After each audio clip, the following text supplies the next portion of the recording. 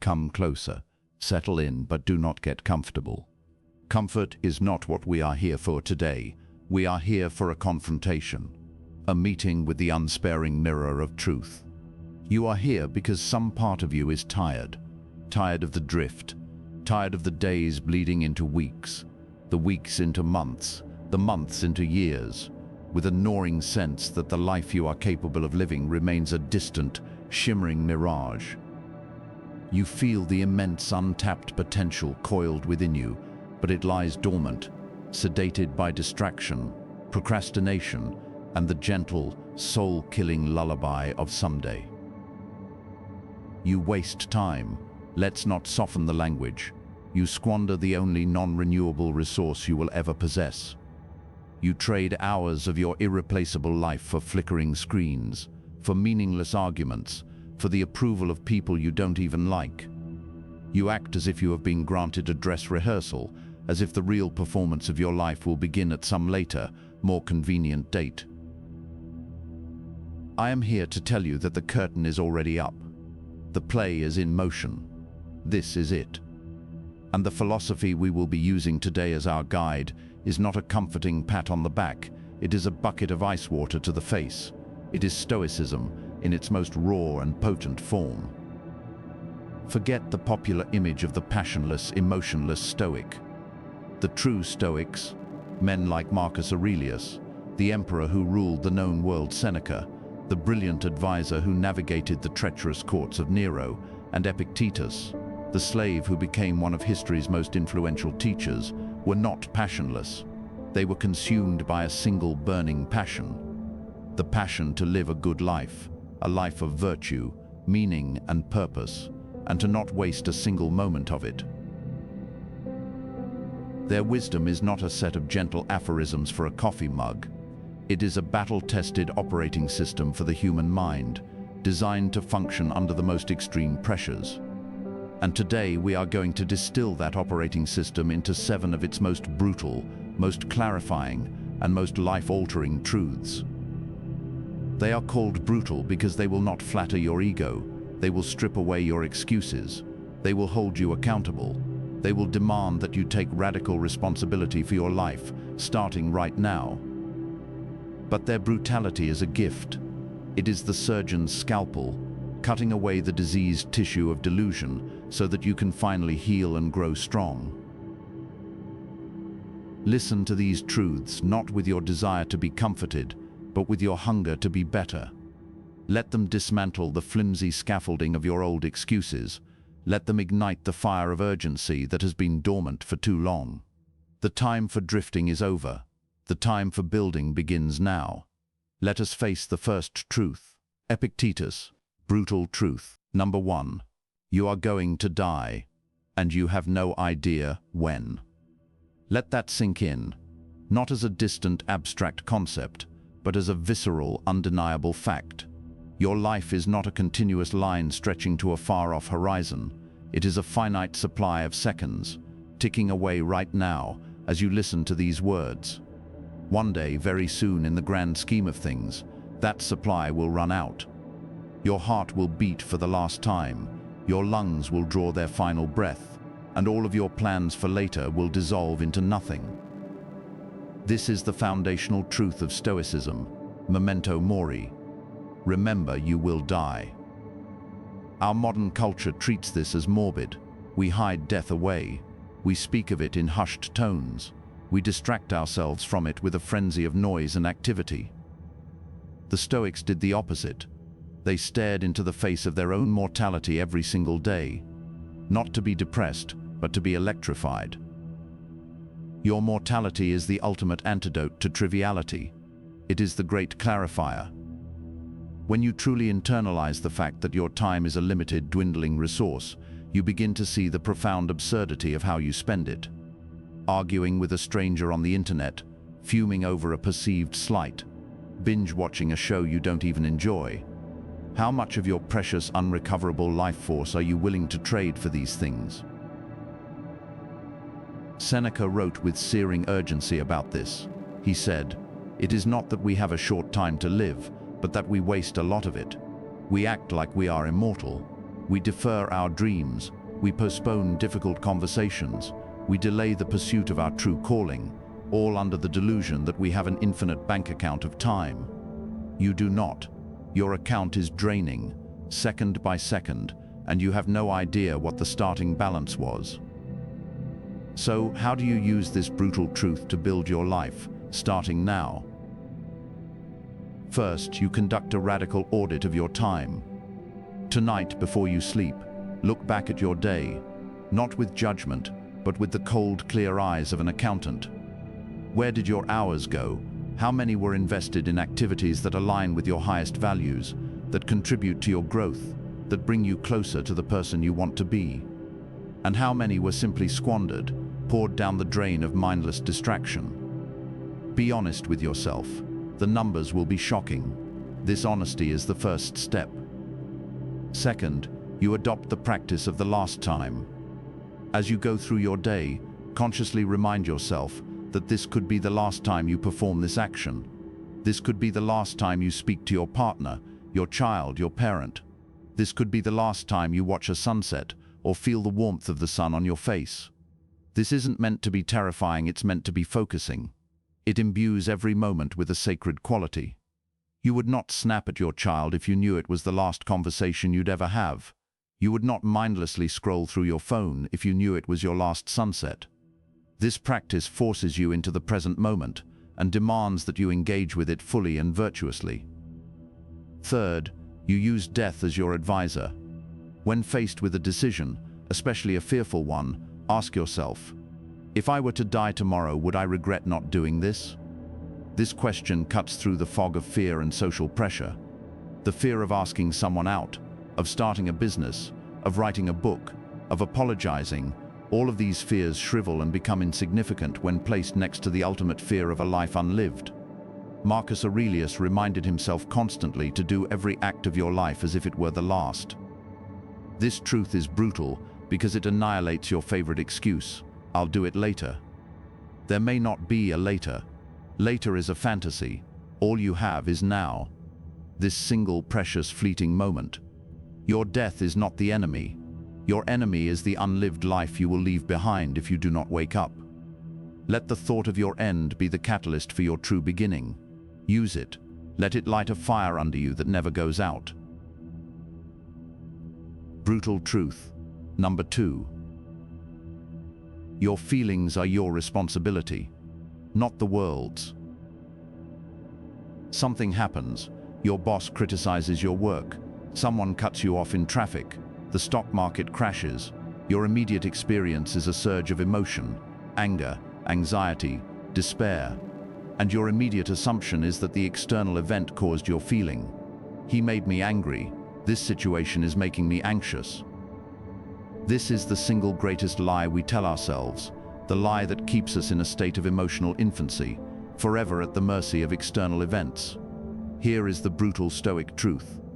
Nothing and no one makes you feel anything. Events in the world are neutral. They are just facts. It is your judgment, your interpretation, your opinion about those events that creates your emotional response. Epictetus stated this with unshakable clarity. Men are disturbed not by things, but by the views which they take of them. This is the core of Stoic psychology, and it is the key to unlocking your own emotional freedom. Think of it like this. An event is the first arrow. It strikes you. This is the objective reality. Being cut off in traffic is a first arrow. It might cause a momentary jolt of adrenaline, but the real suffering, the prolonged anger, the fuming and cursing, that is the second arrow. It is the arrow you shoot into yourself with your own judgment. That person disrespected me. They are a terrible human being. This is an outrage. You have no control over the first arrow. The world will shoot them at you all day long. But the second arrow, that is 100% your choice. You can choose not to shoot it. This is brutal because it means you can no longer blame anyone else for your emotional state. You have to take complete ownership. Your anger is not your boss's fault. It is the fault of your judgment that his criticism is a threat to your self-worth. Your anxiety is not the stock market's fault. It is the fault of your judgment that your happiness is entirely dependent on your net worth. This truth is the ultimate call to stop wasting time on the most unproductive activity of all, emotional reactivity. How many hours, days, even years of your life have been consumed by stewing in resentment, nursing grudges, or being paralyzed by anxiety over things you cannot control? This is time you will never get back. So, how do you use this truth to build your life, now? You become a detective of your own mind. When you feel a strong negative emotion rising, you do not simply indulge it. You pause. You create a space between the stimulus and your response. In that space, you ask the critical question: what is the judgment I am making right now that is causing this feeling? Is it true? Is this judgment rational? Is it helpful? You put your own thoughts on trial. For example, your boss criticizes your report. The judgment is, this means I'm a failure. You challenge it. Is that true? Or does it simply mean this specific report needs improvement? Does one flawed report negate all the good work I've ever done? Is this judgment helping me improve, or is it just paralyzing me with shame? You learn to separate the event from the story you tell yourself about the event. The event: my partner is in a bad mood. The destructive story: they must be angry at me, our relationship is doomed. The rational assessment: they are in a bad mood. Perhaps it has nothing to do with me.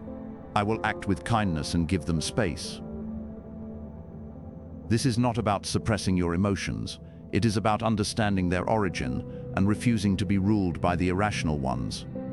It is the difference between being the rider of the horse of your emotions and being dragged behind it through the mud. Taking this responsibility is the hardest work you will ever do.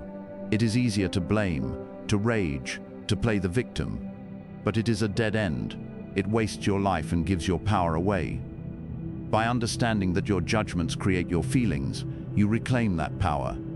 You become the architect of your own inner world, and a person who can maintain their inner peace and rationality, regardless of the chaos outside, is a person who cannot be stopped. They can build anything. Epictetus. Brutal truth.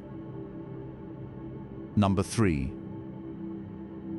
No one is coming to save you.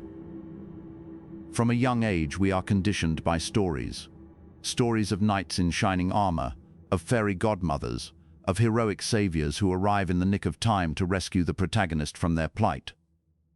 We carry this narrative into our adult lives. We wait for the perfect mentor to discover us. We wait for the ideal partner to come along and complete us. We wait for the government to solve our problems. We wait for a lucky break, a lottery win, a sudden inheritance that will finally allow us to start living. We behave like passive characters in our own life story, waiting for an external force to swoop in and give us permission to begin. Here is the brutal truth. No one is coming. There is no cavalry. There is no deus ex machina. You are the protagonist, the writer, and the director of your own life. The responsibility for your circumstances, your happiness, and your success rests squarely and entirely on your own shoulders. The Stoics were masters of self-reliance. Epictetus, born a slave, knew better than anyone that waiting for a savior was a fool's game. His freedom did not come from a benevolent master, it came from his own mind. He understood that while his body could be enslaved, his will, his choices, his character, these were his alone. He was responsible for them. This truth is brutal because it is terrifying. It means there are no excuses. You cannot blame your parents, your upbringing, your boss, or the economy for your lack of progress. These may be factors, obstacles, headwinds, but they are not deterministic. The ultimate variable in the equation of your life is you, your choices, your actions, your response to those obstacles. To accept this is to grow up. It is to finally shed the comforting but crippling fantasy of childhood that someone else will take care of things. So, how does this truth force you to stop wasting time and build your life? It compels you to adopt what the Stoics called the dichotomy of control. You draw a sharp, clear line in the sand. On one side, you place everything you cannot directly control: other people's opinions, the weather, the past, the global economy. You must learn to accept these things with a calm and courageous indifference. Wasting a single moment of your life wishing they were different is pure insanity. X1. On the other side of the line, you place the things you have absolute control over: your thoughts, your judgments, your choices, your actions, your will. This is your kingdom. This is where you must pour 100% of your time and energy. Stop waiting for inspiration and start creating a discipline. Inspiration is a fickle visitor. Discipline is a reliable workhorse you build yourself. Don't wait to feel like working out. Schedule it and do it. Don't wait for your muse to strike. Sit down and write the first terrible sentence. Stop waiting for permission. No one is going to anoint you as ready. You have to declare yourself ready. Ready to start the business. Ready to have the hard conversation. Ready to take on the responsibility. Stop looking for a hero and start becoming one. Look at the problems in your own life and in your immediate community. Instead of complaining about them, ask, what is one small thing I can do about this right now? Be the source of the help you are waiting for. This truth is not a cause for despair, it is the ultimate empowerment. The moment you stop waiting is the moment your life truly begins. It is the moment you take the pen into your own hands and start writing your own story. The burden of responsibility is heavy, but it is also the source of your strength. You are the one you've been waiting for. Now, get to work. Brutal truth. Number 4. Your comfort is your cage. Observe the behavior of our society. It is a relentless, desperate pursuit of comfort. We want comfortable homes, comfortable cars, comfortable jobs, comfortable relationships. We use technology, food, and entertainment to insulate ourselves from any hint of discomfort, boredom, or difficulty. We have constructed a world that is a marvel of convenience and ease, and we are weaker, more anxious, and more unfulfilled than ever before. Here is the brutal Stoic truth. The comfort you so desperately seek is not a sanctuary, it is a cage. A velvet-lined prison that prevents you from growing, from becoming resilient, from discovering the true extent of your own strength. The Stoics knew that human beings are not designed for a life of perpetual ease. We are antifragile. Like a muscle or the immune system, we require stress, challenge, and resistance in order to become stronger. A life devoid of hardship is a life of atrophy. Your mind becomes soft, your will becomes weak, and your character remains undeveloped. Seneca, one of the wealthiest men in Rome, deliberately practiced what we now call voluntary hardship. He would set aside days to eat the plainest food, wear the most basic clothing, and sleep on the hard floor. He would ask himself, is this the condition that I so feared? He did this not because he was a masochist, but because he was a strategist. He was training. He was inoculating himself against the fear of loss. Seek out physical challenges. Do the workout you've been avoiding. Push yourself to a new limit. The voice in your head will scream for you to stop, to seek the comfort of rest. You will learn to acknowledge that voice and then calmly tell it to be quiet. This translates directly to facing mental and emotional challenges. Embrace boredom. Put your phone away. Sit in a room by yourself with nothing but your own thoughts for 15 minutes. It will be excruciating at first, but in that silence you will begin to hear your own inner wisdom. You will find creativity and clarity that are drowned out by the constant noise of distraction. Every time you choose a voluntary, productive discomfort, you are chipping away at the bars of your cage. You are proving to yourself that you are not a fragile creature who needs to be swaddled in comfort. You are a resilient, adaptable human being, capable of enduring and even thriving in the face of hardship. Stop seeking comfort, seek challenges. For it is in the heat of the forge, not the comfort of the lounge chair, that a strong and meaningful life is built. Brutal truth number 5.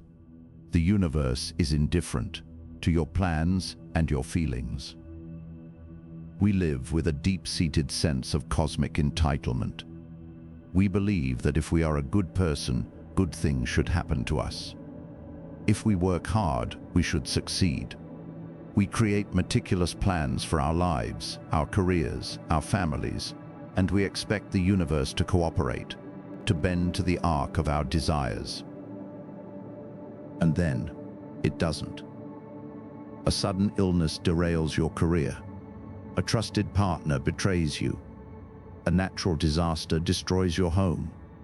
A global pandemic upends the entire world. In these moments, our first anguished cry is, "Why? This isn't fair. This wasn't part of the plan." Here is the brutal Stoic truth. The universe is not hostile, but it is utterly and profoundly indifferent to you. It does not care about your feelings. It does not grade you on your effort. It does not adhere to your definition of fairness. It operates according to its own vast, impersonal, and inexorable logic, what the Stoics called the logos. You are a tiny, fleeting part of this immense system, not its cherished protagonist. Marcus Aurelius, the most powerful man in the world, spent his nights in a cold tent on the battlefront, writing in his journal. He saw plagues, wars, betrayals, and the deaths of his own children. He learned, through brutal experience, that his power and his virtue provided no shield against the indifferent hand of fate. This truth is brutal because it shatters our ego. It forces us to confront our own smallness and the fragility of our control. It can feel like a recipe for nihilism and despair. But for the Stoic, it is the opposite. It is the foundation of an unshakable inner peace. When you accept the universe's indifference, you stop wasting your life on the most futile of all activities, railing against reality. You stop burning your energy in the fires of it. Shouldn't be this way. You stop arguing with what is. So, how does this profoundly humbling truth empower you to build your life?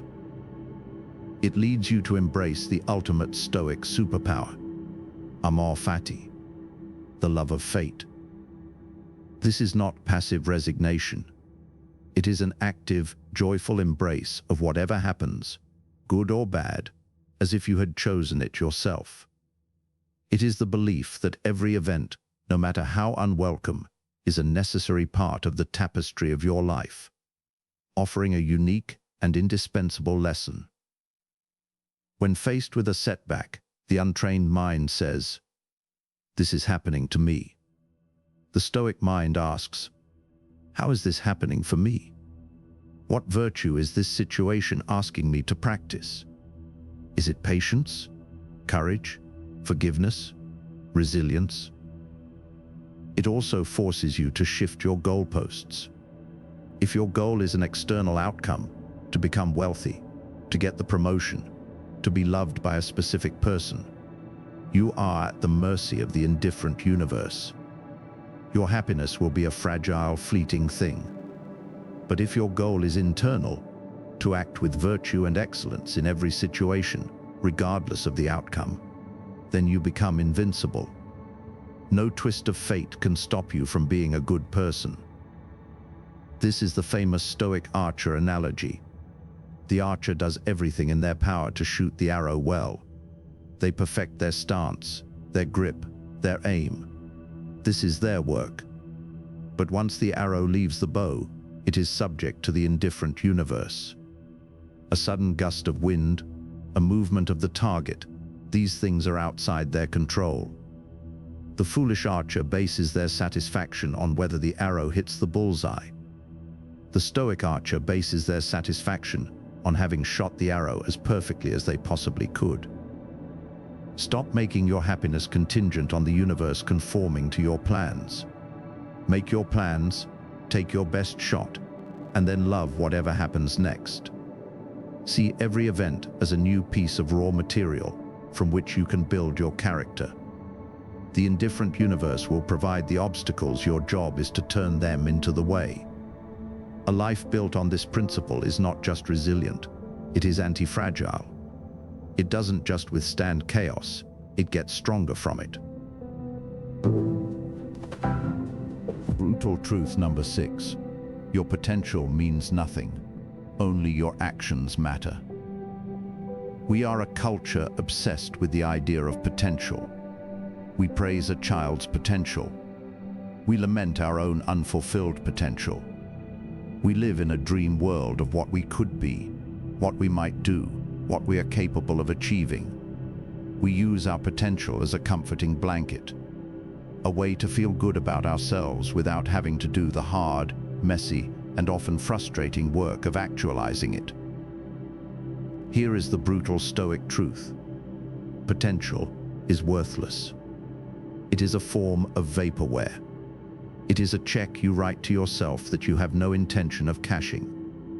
The universe does not reward you for your potential. It rewards you, and you reward yourself for your actions. Marcus Aurelius put it with stark simplicity. Waste no more time arguing about what a good man should be. Be one. He didn't say, have the potential to be a good man. He didn't say, intend to be a good man someday. He said, be one. Now, through your actions. Your character is not the sum of your intentions or your capabilities. It is the sum of your choices, materialized into deeds. You are not a kind person because you have kind thoughts. You are a kind person because you perform acts of kindness. You are not a disciplined person because you have the potential for discipline. You are a disciplined person because you wake up early and do the work. This truth is brutal because it exposes the massive gap that exists for most of us between who we think we are and what our daily actions say we are. We think of ourselves as creative, yet we haven't created anything in months. We think of ourselves as fit, yet we consistently choose the couch over the gym. We think of ourselves as lifelong learners, yet our stack of unread books gathers dust. Your daily routine is the most honest biography you will ever write. So, how do you use this truth to close the gap and start building? You shift your entire focus from identity to action. Stop worrying about being a writer and focus on the action of writing for 30 minutes today. Stop dreaming about being an entrepreneur and focus on the action of making one sales call. Stop aspiring to be a Stoic and focus on the action of practicing one Stoic principle in one difficult moment today. You embrace the idea of the philosopher as craftsman. A carpenter is not a carpenter because he has the potential to build a table. He is a carpenter because he picks up the tools and builds the table. There will be mistakes. The first few tables might be wobbly, but he is in the arena, covered in sawdust. He is a practitioner, not a theorist. You must become a craftsman of your own life. Your virtues are your tools. Every day is a block of wood. What will you build? You adopt a bias toward action. When in doubt, do something. Don't get trapped in analysis paralysis, endlessly researching the perfect workout plan or the perfect business strategy. Start with a good enough plan and get moving. You can correct your course while you are in motion. You cannot steer a parked car. This truth is the ultimate enemy of procrastination. Procrastination is the indulgence of potential. It's the belief that the future you will be more motivated, more inspired, more capable. But future you is a myth. There is only the you that exists right now, in this moment. And the only thing that matters is what you choose to do with it. Stop telling people what you are going to do. Stop dreaming about the person you could become. Show them. Show yourself. Your actions are the only truth. Build your life one deliberate, virtuous action at a time. Brutal truth number 7. You are your own greatest enemy. We like to imagine our obstacles as external forces. The difficult boss, the unfair system, the lack of resources, the bad luck. We construct a narrative in which we are the hero, valiantly struggling against a world that is holding us back. This narrative is comforting. It absolves us of responsibility, and it is almost entirely false. Here is the final, and perhaps most brutal Stoic truth. The greatest obstacle to the life you want to build is not out there, it is in here. The primary source of your wasted time, your unfulfilled ambitions, and your inner turmoil is your own mind. You are your own worst enemy. The Stoics understood this with piercing clarity. The real battles are not fought on the fields of war or in the marketplace. They are fought on the battlefield of your own mind. The enemy is not the barbarian at the gate. It is the treacherous, undisciplined thoughts within the gate. It is your own mind that assents to irrational fears and anxieties. It is your own mind that succumbs to the siren song of distraction and comfort.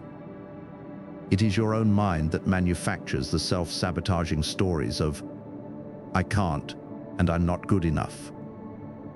It is your own mind that nurses grievances and replays past hurts, wasting precious present moment energy on things that are gone.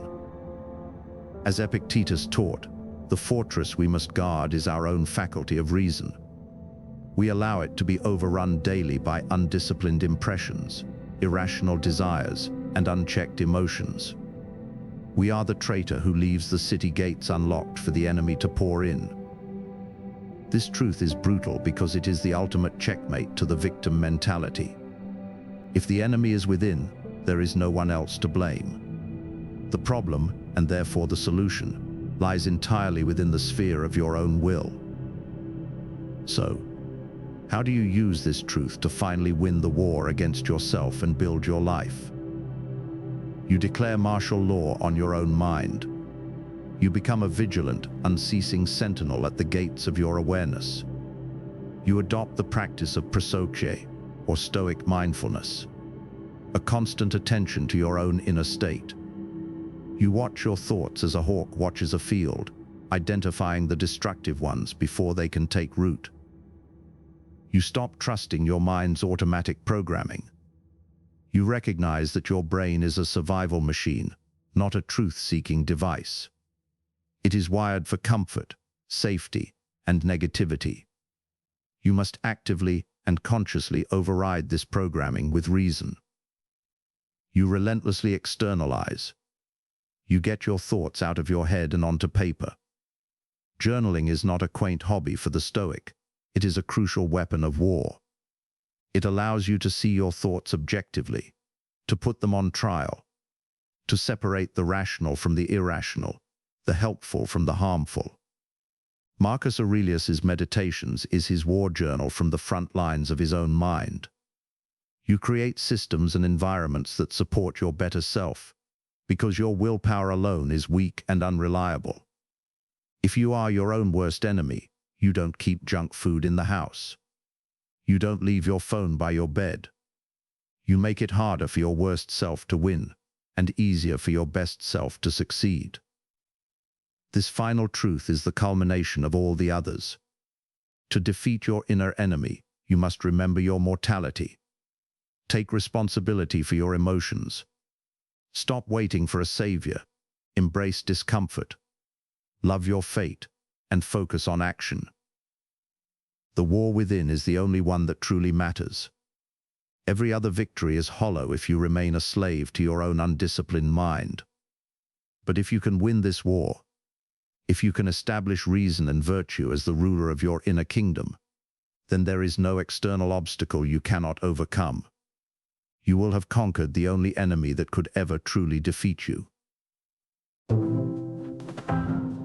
Conclusion: the builder's choice. We have faced the 7 truths. They are not easy. They are not comforting. They are, as promised, brutal. They have held up a mirror, and the reflection may not be what you wanted to see.